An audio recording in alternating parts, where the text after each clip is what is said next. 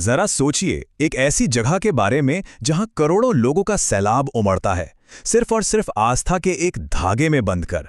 ये दुनिया के किसी भी कॉन्सर्ट, किसी भी स्पोर्ट्स इवेंट से कहीं ज्यादा, बहुत ज्यादा बड़ा है। आज हम इसी अद्भुत घटना यानी कुंभ मेले की पूरी कहानी को समझने वाले हैं। 12 करोड़, सोचिए जरा, ये कोई छोटा मोटा आंकड़ा नहीं है। 2013 के प्रयागराज कुंभ मेले में इतने लोग आए थे। मतलब ये मानव इतिहास का सबसे बड़ा शांतिपूर्ण जमावड़ा था। और सबसे खास बात यही है, शांतिपूर्ण।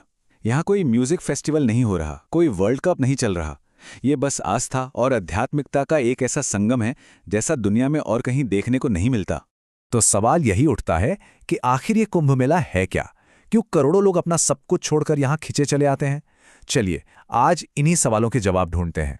देखिए, कुंभ को समझने के लिए हमें सबसे पहले इसकी जड़ों तक जाना होगा। और इसकी जड़ें जुड़ी हैं एक बहुत ही पुरानी पौराणिक कथा से। एक ऐसी कथा जो अमरता के रहस्य से जुड़ी है। ये सब शुरू होता है समुद्र मंथन से। कहानी के मुताबिक एक बार देवताओं और असुरों ने मिलकर अमरता का नेक्टर यानी अमृत पाने के लिए विशाल क्षीर सागर को मथा था। तो हुआ ये कि जब मंथन से अमृत का कलश यानी कुंभ निकला, तो उसे पाने के लिए देवताओं और असुरों में होड़ मच गई। इस छीना झपटी में अमृत की 4 बूंदें छलककर धरती पर 4 अलग अलग जगहों पर गिर गईं। ये पूरी घटना 12 दिव्य दिनों तक चली, जो हम इंसानों के 12 साल के बराबर हैं। और बस अमृत की इन्हीं बूंदों ने जिन 4 जगहों को छुआ, वो हमेशा हमेशा के लिए पवित्र हो गई। ये 4 जगह हैं प्रयागराज, हरिद्वार, नासिक और उज्जैन। आज इन्हीं 4 जगहों पर कुंभ का मेला लगता है। तो ये तो हुई कहानी कि कुंभ क्यों होता है, पर सवाल यह है कि करोड़ों लोग यहाँ आकर आखिर करते क्या हैं? इसका जवाब एक बहुत ही सरल लेकिन गहरे आध्यात्मिक काम में छिपा है। कुंभ का सबसे बड़ा और सबसे जरूरी मकसद है पवित्र नदी में डुबकी लगाना, एक स्नान करना। ऐसी मान्यता है कि इन खास दिनों में इन नदियों का पानी अमृत के गुणों से भर जाता है और इसमें नहाने से इंसान अपने सारे पापों से मुक्त होकर मोक्ष के रास्ते पर आगे बढ़ जाता है। अब यहाँ आने वाले लोग कौन होते हैं? मोटे तौर पर 2 तरह के। एक तरफ है हम जैसे करोड़ों आम श्रद्धालु जो अपने परिवार के साथ बस आस्था की एक डुबकी लगाने आते हैं, और दूसरी तरफ हैं साधु, संत और अलग अलग अखाड़ों के नागा साधु। ये तपस्वी मेले की आत्मा हैं और शाही स्नान की अगुवाई भी यही करते हैं। अब एक और दिलचस्प बात, कुंभ मेले की कोई फिक्स डेट नहीं होती। इसका टाइम और इसकी जगह सब कुछ एक दिव्य घड़ी, मतलब कि आसमान में ग्रहों की चाल से तय होता है। तो सवाल ये है कि ये आखिर तय कैसे होता है? मतलब कैसे पता चलता है कि अगला कुंभ कहाँ होगा और कब होगा?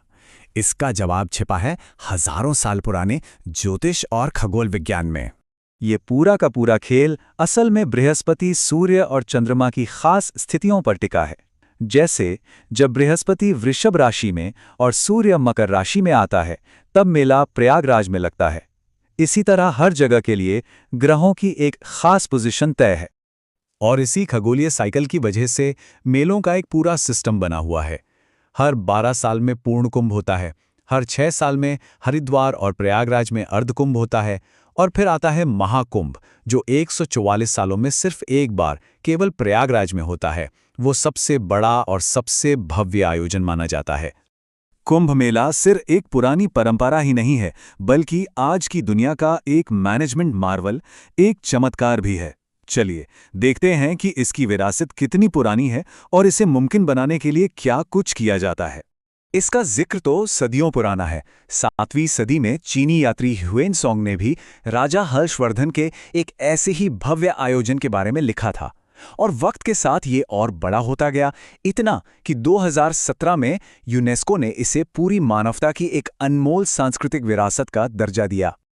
अब जरा इस बात पर गौर कीजिए, हर कुंभ के लिए नदी के किनारे रेत पर एक पूरा का पूरा शहर बसाया जाता है।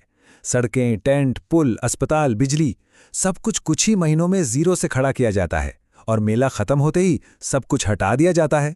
अगर इसके स्केल को समझना है तो बस एक आंकड़ा सुनिए, 1,22,000। 2019 के कुंभ मेले में इतने सारे अस्थायी टॉयलेट्स बनाए गए थे। ये अपने आप में ही एक वर्ल्ड रिकॉर्ड है। और ये तो बस एक चीज है, ये एक पूरी की पूरी टेम्पररी मेगा सिटी होती है। यहाँ 800 से ज्यादा स्पेशल ट्रेनें चलती हैं, एआई वाले कैमरों से निगरानी होती है, अस्थायी अस्पताल और पुलिस स्टेशन होते हैं, और इन सब को चलाने के लिए हजारों अधिकारियों और वॉलंटियर्स की एक फौज होती है। इतने सारे इंतजाम, इतने सारे आंकड़े, लेकिन इन सब के परे जो चीज है वो है आस्था। 1895 में मशहूर लेखक मार्क ट्वेन ने जब कुंभ देखा तो वो भी इस आस्था की ताकत देखकर हैरान रह गए थे। उन्होंने जो कहा वो आज भी 100% सच है। तो आखिर में ये सब हमें एक बहुत बड़े सवाल के पास छोड़ जाता है।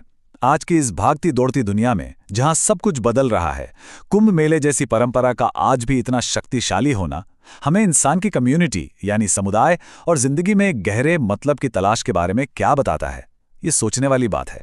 अगर आपको वीडियो पसंद आया हो तो लाइक, शेयर और सब्सक्राइब जरूर करें।